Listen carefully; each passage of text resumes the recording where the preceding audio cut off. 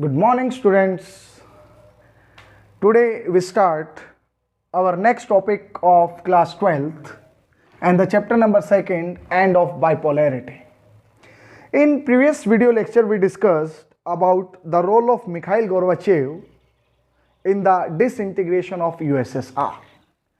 He took so many initiatives for reforming the system of USSR, but all the initiatives were failed, and finally in December 1991 USSR was disintegrated.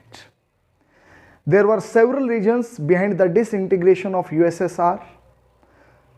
First was the Communist Party, who ruled over the USSR more than 70 years, but it was not accountable to the people. Second, bureaucrats, because the life of common people was so difficult in USSR because bureaucrats at that time they had privileges. And the most important reason that the USSR government was failed to fulfill the economic and political aspirations of its citizens. So these were the several reasons behind the disintegration of USSR. Today's topic is, what are the consequences? What are the consequences of the disintegration of USSR? Of disintegration of USSR. So as we know, USSR was finally disintegrated in December 1991. हमें पता है कि दिसंबर 1991 के अंदर क्या हो गया था, आपका जो सोवियत संघ था वो क्या हो गया था, बिखर गया था. मैंने दो चार रीज़न अभी आपको बताए. पिछली वीडियो में हमने सब कुछ ये डिटेल में क्या किया था, डिस्कस किया था. तो जिस यूएसएसआर का डिसइंटीग्रेशन हुआ उसके काफ़ी ज़्यादा क्या निकले, कॉन्सिक्वेंसेस निकले. तो एक एक को डिटेल में क्या करेंगे, डिस्कस करेंगे. सबसे पहला जो कॉन्सिक्वेंसेस था वो था आपका एंड ऑफ कोल्ड वॉर. ध्यान से सुनना है. कोल्ड वॉर आपको पता है कि 1945 से और 1991 के बीच में दो सुपर पावर थी जिनके बीच में टेंशन्स था, कॉन्फ्रंट्रेशंस थे. वो आपके कौन कौन से थे, यूएसए एंड यूएसएसआर. अब फाइनली आपका जो एक सुपर पावर था वो क्या हो चुका था, डिसइंटीग्रेट हो चुका था. तो जो इतने सालों से जो शीत युद्ध चला आ रहा था उसकी क्या हो गई थी, समाप्ति हो गई थी. It was the first major consequence of the disintegration of USSR, that it led to the end of Cold War confrontation which took place between USA and USSR. Okay. Second, जो आइडियोलॉजिकल वॉर था, ये ideological war भी क्या हो गया था, समाप्त हो गया था with the disintegration of USSR. कि आपका capitalism is better than socialism. ये जो कहानी थी ये भी क्या हो गई, समाप्त हो गई, क्योंकि सोशलिस्ट सिस्टम क्या हो गया, बिखर गया, और कैपिटलिस्ट मॉडल जो था वो आपका क्या बन गया, सर्वश्रेष्ठ मॉडल बन गया. तो ना केवल किसकी समाप्ति हुई, शीत युद्ध की समाप्ति हुई, बल्कि जो कई सालों से चला आ रहा वैचारिक युद्ध था उसकी भी क्या हो गई, समाप्ति हो गई. नेक्स्ट आपका आता है end of massive arms race. देखो, दोनों सुपर पावर ने सबसे ज़्यादा क्या बनाए, हथियार बनाए. क्या करने के लिए, प्रोटेक्शन करने के लिए, अपना दबदबा कायम करने के लिए. तो जैसे ही डिसइंटीग्रेशन हुआ यूएसएसआर का, वैसे ही क्या हो गया, जो आपके एक आर्म्स हथियारों की जो दौड़ थी वो क्या हो गई, समाप्त हो गई. तो अब क्या था कि जो पैसा हथियारों पर लग रहा था अब वो लोगों के बेटरमेंट के लिए क्या किया जा सकता था, लगाया जा सकता था. फोर्थ इंपैक्ट जो था वो आपका था यूनिपोलर वर्ल्ड. देखो, हमने बाइपोलर वर्ल्ड के बारे में पढ़ा. बाइपोलर वर्ल्ड में division of the world between the two super blocks between USA and USSR. लेकिन जैसे ही आपका यूएसएसआर का क्या हो गया, डिसइंटीग्रेशन हो गया, वैसे ही यूनिपोलर वर्ल्ड की क्या हो गई, स्थापना हो गई। It means that USA became the sole super power of the world, sole super power of the world. इसको हम किस नाम से जानते हैं, इस पीरियड को 1991 से जो स्टार्ट हुआ था उसको हम पीरियड ऑफ यूएस हिजेमनी के नाम से भी जानते हैं। संयुक्त राज्य अमेरिका का जो वर्चस्व है उसके द्वारा हम क्या करते हैं, इसको समझ सकते हैं। तो जैसे ही आपका डिसइंटीग्रेशन हुआ यूएसएसआर का, वैसे ही यूनिपोलर वर्ल्ड की क्या हो गई थी, स्टार्टिंग हो गई थी कि जो यूएसए था वो अकेली एक ऐसी महाशक्ति बच गई थी जिसका कोई भी राइवल नहीं था।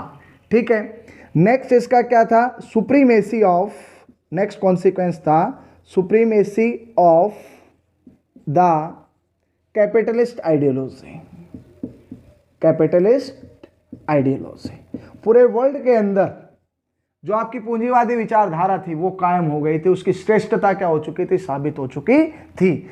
Supremacy of the capitalist ideology, क्योंकि आपकी सोशलिस्ट आइडियोलॉजी कहीं ना कहीं क्या हो गई थी, खत्म हो गई थी, बिखर गई थी। Next, emergence of new countries, emergence of new countries. जैसे ही आपका सोवियत संघ का क्या होता है, बिखराव होता है, क्योंकि आपको पता था कि यूएसएसआर कितने रिपब्लिक से बना हुआ था, 15 रिपब्लिक से बना हुआ था। अब ये 15 नए जो गणराज्य थे ये कहाँ इंटरनेशनल स्टेज पे आए। मोस्टली ने किसको अडॉप्ट किया, डेमोक्रेसी को अडॉप्ट किया और कैपिटलिस्ट मॉडल को क्या कर लिया था, अडॉप्ट कर लिया था। तो ये जो एमरजेंस ऑफ न्यू कंट्रीज है ये भी किसका रिजल्ट था, ये भी था आपका disintegration of USSR. Emergence of single super power, जो नेक्स्ट इसका कॉन्सिक्वेंस है कि अकेली एक ऐसी महाशक्ति, देखिए जब दुनिया दो ध्रुवों में बटी हुई थी, when the world was divided into 2 super blocks, at that time name was the third option, okay, and India maintain good relation with both of the countries. But after the disintegration of USSR, now India is trying to improve its relation with the United States of America. ये सारे के सारे आपके जो consequences हैं वो किसके हैं, डिसइंटीग्रेशन ऑफ यूएसएसआर। जैसे ही सोवियत संघ के अंदर बिखराव हुआ वैसे ही क्या हो गया, जो वर्ल्ड पॉलिटिक्स थी वो सारी की सारी क्या हो गई, चेंज हो गई। जो आपके रिलेशंस थे डिफरेंट कंट्रीज के वो क्या हो गए, चेंज हो गए। तो मैं एक बार फिर से थोड़ा सा रिवाइज करवा देता हूं कि कौन कौन से कॉन्सिक्वेंसेस थे। Finally USSR was disintegrated in December 1991. The first consequences was end of Cold War, second end of ideological war, third end of massive arms race, fourth unipolar world, starting of the phase of the US hegemony, that USA became the sole superpower of the world, and supremacy of the capitalist ideology, कि अब श्रेष्ठता साबित हो चुकी थी कि एक पूंजीवादी जो आपकी क्या है विचारधारा है वो विश्व की सबसे श्रेष्ठ विचारधारा है। And emergence of new countries के आपके जो 15 रिपब्लिक्स थे वो आज़ाद हो गए और उन्होंने मोस्टली ने किसको अपना लिया, डेमोक्रेसी और कैपिटलिस्ट आइडियोलॉजी को क्या कर लिया, अपना लिया। So these are the various consequences of the disintegration of USSR. Okay. Next आपका टॉपिक है रिलेटेड टू शॉक थेरेपी। किससे रिलेटेड है, शॉक थेरेपी से रिलेटेड है। वैसे शॉक थेरेपी पागलों को ठीक करने के लिए दी जाती है, लेकिन यहाँ पर शॉक थेरेपी क्या थी वो मैं आपको डिटेल में यहाँ पर समझाऊंगा, उसके कॉन्सिक्वेंसेज भी पढ़ेंगे। सबसे पहले हम बात करेंगे जो हमारा नेक्स्ट टॉपिक है वो है हमारा shock therapy in the post communist countries. ठीक है, काफ़ी इंपॉर्टेंट टॉपिक है, इसको अच्छे से क्या करना है, याद करना है। हर बार 4 नंबर या 6 नंबर में ये बोर्ड में पूछ लिया जाता है। तो सबसे पहले बात करते हैं शॉक थेरेपी के बारे में। ठीक है, शॉक थेरेपी को इंट्रोड्यूस किसने किया, देखो IMF और वर्ल्ड बैंक। एक एक पॉइंट को अच्छे से समझना है, बाद में इसको मैं थ्योरेटिकली आपको बता दूंगा। ठीक है, वर्ल्ड बैंक 1944 में बना था, IMF कब बना था, 1945 के अंदर। ठीक है, शॉक थेरेपी को इंट्रोड्यूस करने वाले इंस्टीट्यूशंस कौन कौन से थे, ये ब्रेटन वुड्स इंस्टीट्यूशन के नाम से भी जानते हैं, हम इन्हें ट्विंस के नाम से भी जानते हैं कि ये IMF इंटरनेशनल मॉनेटरी फंड और वर्ल्ड बैंक ने किसको इंट्रोड्यूस किया था, शॉक थेरेपी को क्या किया था, इंट्रोड्यूस किया था। ठीक है, इसका ऑब्जेक्टिव क्या था, शॉक थेरेपी का एक सिंपल ऑब्जेक्टिव था कि इकोनॉमी को क्या करना था, जितने भी पोस्ट सोवियत कंट्रीज थे उनकी इकोनॉमी को ट्रांजिस्ट करना था, किससे, from socialist to capitalist economy. भाई सिंपल सी बात है, समाजवादी विचारधारा के जितने भी इंस्टीट्यूशंस थे उनको उखाड़ फेंकना था और उनके स्थान पर पूंजीवादी अर्थव्यवस्था को क्या करना था, कायम करना था। ये जो मॉडल था ये कौन सा था, शॉक थेरेपी। कौन सा था, शॉक थेरेपी।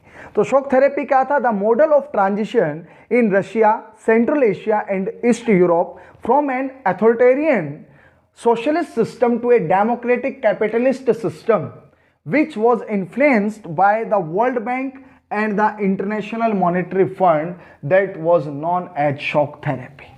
शॉक थेरेपी वह इकोनॉमिक मॉडल, वह मॉडल था जिसका मुख्य उद्देश्य था कि जो पोस्ट सोवियत कंट्रीज थे वहाँ से सोशलिज्म के जितने भी इंस्टीट्यूशंस थे उनको समाप्त करके और कैपिटलिज्म को क्या करना था, वहाँ पर इंट्रोड्यूस करना था। और जो किसके द्वारा इन्फ्लुएंस था, आईएमएफ और वर्ल्ड बैंक के द्वारा क्या था, इन्फ्लुएंस था। This process of transition was due to collapse of communism. Communism was a political model by which that one party system prevailed in a country. Communism के collapse, communism collapse कब हुआ, जैसे ही आपका यूएसएसआर क्या हो गया, disintegrate हो गया, वैसे ही साम्यवादी जो व्यवस्था थी वो क्या हो गई, समाप्त हो गई। उसके बाद ही क्या आया था हमारे पास यहाँ पर विश्व के अंदर, शॉक थेरेपी आया था। There was a need to make a total shift to capitalist economy, which meant rooting out completely any structure evolving during the Soviet period. इस शॉक थेरेपी का मुख्य उद्देश्य क्या था, उन सभी इंस्टीट्यूशंस को क्या करना, समाप्त करना, जो जिसके तार किससे जुड़े हुए थे, जिसके तार समाजवाद से क्या थे, जुड़े हुए थे, और उसको कंप्लीटली रूटिंग आउट करके और कैपिटलिस्ट मॉडल को वहां पर क्या करना था बेटा, स्थापित करना था। Shock therapy also involve A drastic change in the external orientation of this economics, जिससे जो एग्जिस्टिंग ट्रेड रिलेशंस थे, देखिए शॉक थेरेपी के अंदर रिलेशंस भी चेंज हुए थे। रिलेशन जितने भी पोस्ट सोवियत कंट्रीज थे उनके रिलेशंस आपस में चेंज हो गए थे। जो एग्जिस्टिंग आपके क्या थे, ट्रेड रिलेशंस थे, वो क्या हो गए, समाप्त हो गए, और नए ट्रेड रिलेशंस को क्या किया गया, स्थापित किया गया। ये आपकी किसके द्वारा किया गया, शॉक थेरेपी के द्वारा किया गया। तो मैं एक बार थोड़ा सा रिवाइज फिर करवा देता हूं। शॉक थेरेपी क्या थी, शॉक थेरेपी एक मॉडल था जो कहां पर लाया गया, रशिया, सेंट्रल एशिया के अंदर जितने भी पोस्ट सोवियत कंट्रीज थे उनके अंदर लाया गया।